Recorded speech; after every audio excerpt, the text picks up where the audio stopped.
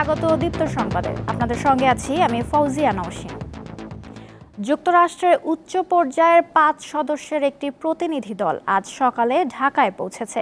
দেশটির রাজস্ব ও অর্থ দপ্তরের আন্তর্জাতিক অর্থায়ন বিষয়ক সহকারী আন্ডার সেক্রেটারি ব্রেন্ট নেইম্যান এর নেতৃত্ব দিচ্ছেন। আন্তর্জাতিক সম্পর্ক বিশ্লেষক ও কূটনীতিকদের ধারণা, রাজনৈতিক পট পরিবর্তনের পর ঢাকার সঙ্গে সম্পর্ক জোরদারে যুক্তরাষ্ট্র অর্থনৈতিক সহযোগিতার মতো বিষয়ে গুরুত্ব দিচ্ছে। অন্তর্বর্তী সরকার দায়িত্ব নেওয়ার পর এটাই কোনো বিদেশি রাষ্ট্রের প্রতিনিধি দলের প্রথম ঢাকা সফর।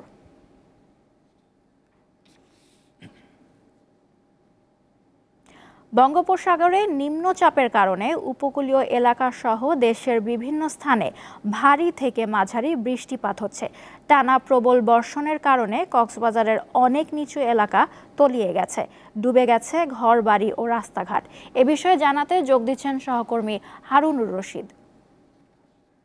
হারুন, কক্সবাজারে এই মুহূর্তের আবহাওয়া কেমন দেখছেন এবং জলাবদ্ধতার অবস্থা সম্পর্কে আমাদের জানান।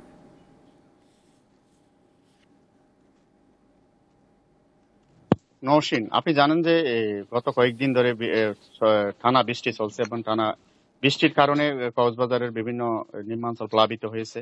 এর মধ্যে কক্সবাজারের পেকুয়া, চকরিয়া, উখিয়া, টেকনাফ বিভিন্ন নিম্নাঞ্চলে জলাবদ্ধতা সৃষ্টি হয়েছে। বিশেষ করে কক্সবাজার সদরের সমিতিপাড়া এলাকায় জলাবদ্ধতার কারণে অনেক পরিবার এখানে আশ্রয় কেন্দ্রে যেতে বাধ্য হয়েছে এবং তাদের ঘর বাড়িতে এখনো পানি নামে নাই। তবে টেকনাফের কিছু এলাকায় পাহাড়ি ঢলের কারণে সেখানে অনেক ঘরবাড়ি বিধ্বস্ত হয়েছে এবং ঘরবাড়ি ভেঙে গেছে, কাঁচাঘর ভাঙছে এবং অনেক বিভিন্ন জায়গায় পাহাড় ধসের ঘটনা ঘটলে কিন্তু প্রাণহানির কোনো খবর আমরা এখনো পাইনি।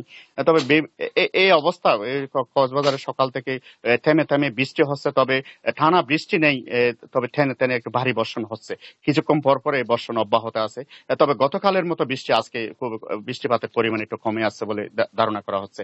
তবে এখানে আমরা যেটা জানতে পেরেছি, কক্সবাজার গতকাল এই জোরো হাওয়ার কবলে পরে 6টা ট্রলার ডুবে গিয়েছিল। সেখান থেকে জেলেরা উদ্ধার হলেও 4 থেকে 6 জন জেলে এখনো নিখোঁজ আছে এবং 2 জন জেলের লাশ উদ্ধার করা হয়েছে।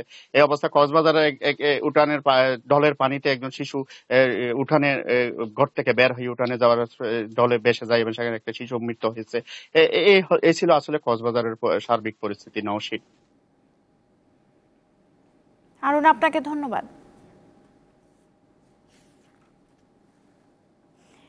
উপকূলীয় জেলা পটুয়াখালীতেও বৃষ্টিপাত হচ্ছে। সেখানকার খবর নিয়ে যোগ দিচ্ছেন সহকর্মী মোহাম্মদ ইমরান। ইমরান, পটুয়াখালীর আবহাওয়া পরিস্থিতির পাশাপাশি বৃষ্টিপাত কেমন দেখছেন? নওশিন, আপনাকে ধন্যবাদ।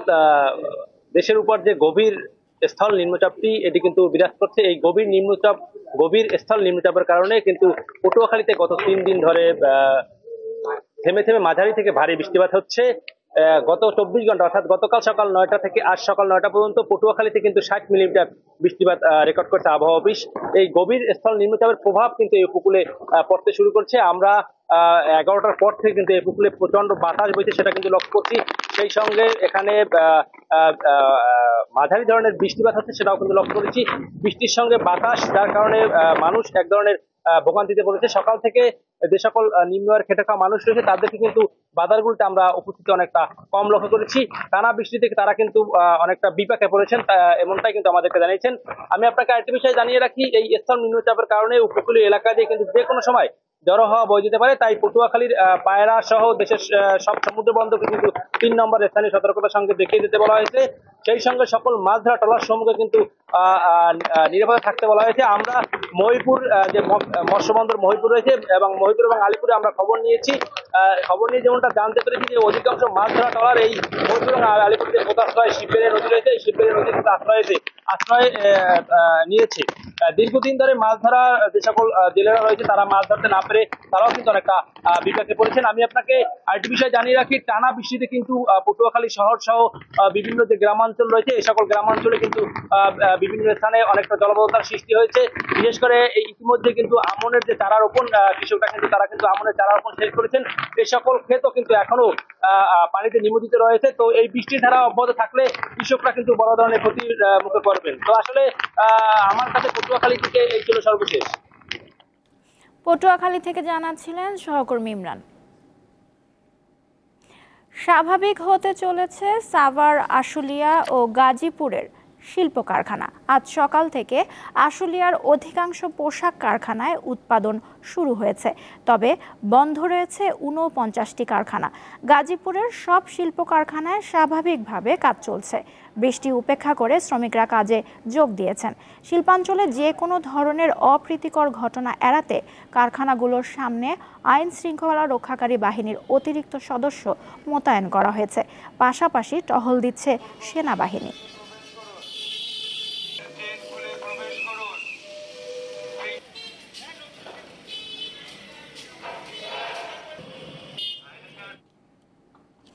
সাভার ও আশুলিয়ার পোশাক কারখানার সার্বিক পরিস্থিতি জানাতে আমাদের সঙ্গে যোগ দিচ্ছেন সহকর্মী এম এ হালিম। হালিম, শিল্পাঞ্চলের আজকের অবস্থা সম্পর্কে আমাদের জানান।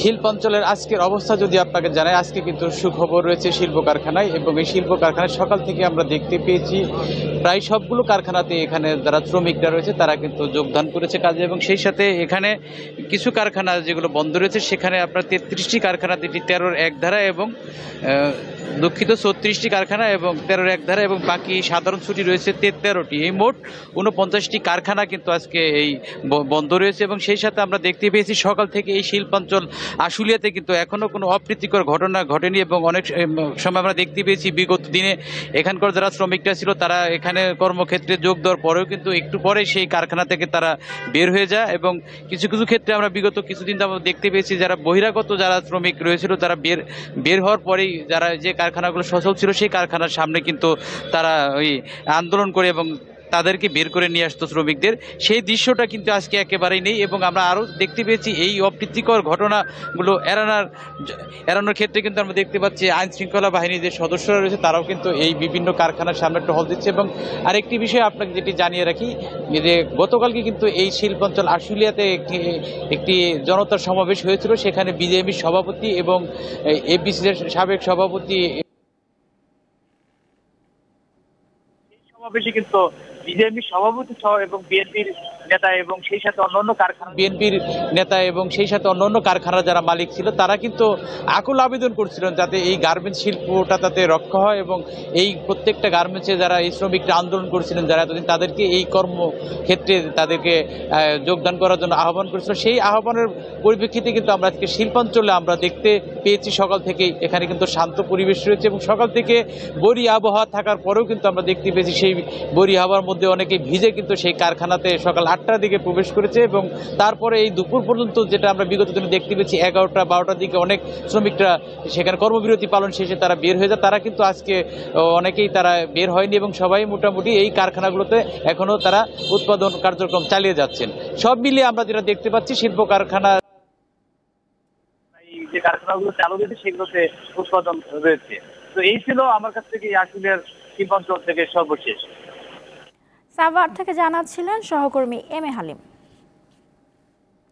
বন্যার পানি নেমে গেলেও লক্ষ্মীপুরের বেশিরভাগ নিচু এলাকা এখনো তলিয়ে আছে। যাতায়াতের একমাত্র ভরসা কলা গাছের ভেলা বা ডিঙ্গি নৌকা। জীবিকার তাগিদে অনেকে পেশা পরিবর্তন করে হাতে তুলে নিয়েছেন বৈঠা। মোহাম্মদ রুহুল আমিন, বয়স 65-র কিছু বেশি। পেশায় কৃষক হলেও বন্যায় ফসলি জমি তলিয়ে যাওয়ায় হাতে কোনো কাজ নেই, তাই এখন নৌকাই ভরসা। লক্ষ্মীপুর সদর উপজেলার অভিরখিল গ্রামের বাসিন্দা রুহুল আমিন প্রতিদিন ভোরে বের হন, ফেরেন রাতে। যা আয় হয় তা দিয়েই চলছে 6 জনের সংসার। পানিবন্দী মানুষের সাথে ভাড়া নিয়ে কোনো দামাদামি করেন না রুহুল আমিন। যে যা দেয় হাসি মুখেই তা গ্রহণ করেন। হিয়ারও নৌকা একখান লইছি দেয় না করি নৌকা হেটা ওরা দেয় না হুঁচাইতে 1000 টাকা বাই হুঁচাইছি আর 12,000 টাকা দেয় না নৌকার, মানে এগুলো দিতে পারি না। নৌকা চলে না, কম সামান্য সীমিত এই অবস্থা আর খুব দুরবস্থা আছে। শুধু লক্ষ্মীপুর সদরের অভিরখিল গ্রাম নয়, বাঙ্গাখা, মজুপুর, বাঞ্চানগর, মান্দারি, দিঘুলি, চরশাহী সহ বন্যা কবলিত বিভিন্ন এলাকায় এখন একই চিত্র। কৃষক, দিনমজুর এমনকি মধ্যবিত্তরাও বেছে নিচ্ছেন এই পেশা। আমরা এখন নৌকা চালাতে পারি না, অনেক কমে গেছে, মানুষ চলাফেরা রোডের কারণে করে। আমরা দুর্ভিক্ষের মধ্যে আছে, এক বাড়ির মধ্যে আশ্রয় আছে, কোনো খানাপিনা করতে পারি না, কোনো চলাফেরা করতে পারি না। আনছি রুজি মানে সুবিধা হইতে যা দেশে তাই মানে গেছি খাইছি। নৌকা চালানোর কোনো অভিজ্ঞতা না থাকলেও জীবন বাঁচাতে এই কাজের সাথে নিজেদের মানিয়ে নেয়ার চেষ্টা করছেন তারা। আফরিদ হাসান, দীপ্ত বার্তাকক্ষ। এমপক্সের প্রথম টিকার অনুমোদন দিল বিশ্ব স্বাস্থ্য সংস্থা। শুক্রবার সংস্থাটির প্রধান টেড্রোস অ্যাডানম গ্যাব্রিয়াসুস এক বিবৃতিতে এ তথ্য জানান। ডেনমার্কের ভ্যাকসিন উৎপাদনকারী প্রতিষ্ঠান বাভারিয়ান নর্ডিক এএস এ ভ্যাকসিনটি তৈরি করেছে। এটি 18 বছরের বেশি বয়সীদের জন্য 2 ডোজ হিসেবে অনুমোদিত। এই টিকা বিশেষ পরিস্থিতিতে শিশু ও গর্ভবতীদেরও দেওয়া যেতে পারে, তবে এক্ষেত্রে পার্শ্ব প্রতিক্রিয়া এড়াতে সতর্ক থাকার পরামর্শ দিয়েছে বিশ্ব স্বাস্থ্য সংস্থা।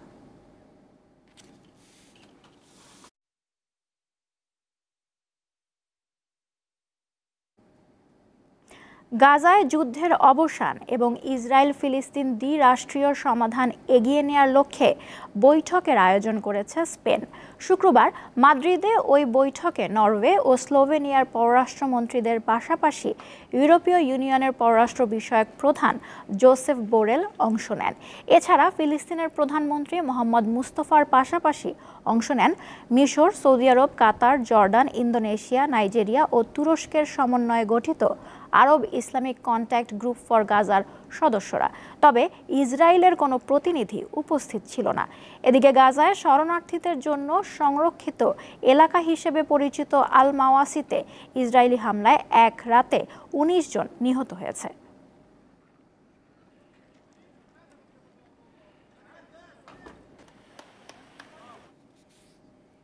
এবার খেলার খবর। ইংলিশ প্রিমিয়ার লিগে আলাদা ম্যাচে মাঠে নামছে ম্যানচেস্টার সিটি, ম্যানচেস্টার ইউনাইটেড আর লিভারপুল। রাত 8টায় ব্রেন্টফোর্ডের বিপক্ষে ঘরের মাঠে লড়বে ম্যান সিটি। একই সময় লিভারপুলের প্রতিপক্ষ নটিংহ্যাম। আর বিকেল 5:30টায় ম্যান ইউ লড়বে সাউথহ্যাম্পটনের বিপক্ষে। 3 ম্যাচে 3 জয় দিয়ে প্রিমিয়ার লিগ শিরোপা লড়াইয়ের যাত্রা অব্যাহত রেখেছে ম্যান সিটি। এবার প্রতিপক্ষ সাউথহ্যাম্পটন। দেখায় 3 জয় আর 2 হার আছে সিটিজেনদের। তাই তো শীর্ষস্থান ধরে রাখার মিশনে জয়ের বিকল্প কোনো ভাবনা নেই গার্দিওয়ালার শিষ্যদের। অন্যদিকে দুর্দান্ত ছন্দে থাকা লিভারপুলের সামনে থাকছে টেবিলের শীর্ষে ওঠা হাতছানি। টানা 3 জয়ে 9 পয়েন্ট নিয়ে সিটিজেনদের ঘাড়ের ওপর নিঃশ্বাস ফেলছে তারা। প্রতিপক্ষ নটিংহ্যামের বিপক্ষে সবশেষ 5 বারের দেখায় 4 জয়ের বিপরীতে 1 হার আছে অলরেডদের। এই ছিল এখনকার মতো। আমাদের পরবর্তী আয়োজন বেলা 2টায় নিউজ আপডেট দেখার আমন্ত্রণ রইল। এছাড়াও দেশ বিদেশের নানা তথ্য জানতে চোখ রাখুন দীপ্ত টিভির ডিজিটাল প্ল্যাটফর্মগুলোতে। ধন্যবাদ।